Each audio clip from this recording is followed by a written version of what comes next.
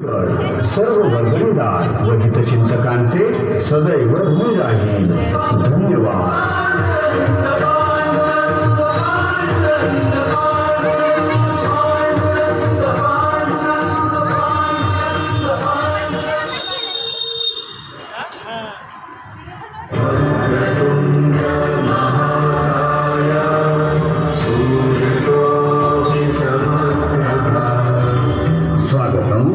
सुस्वागतम.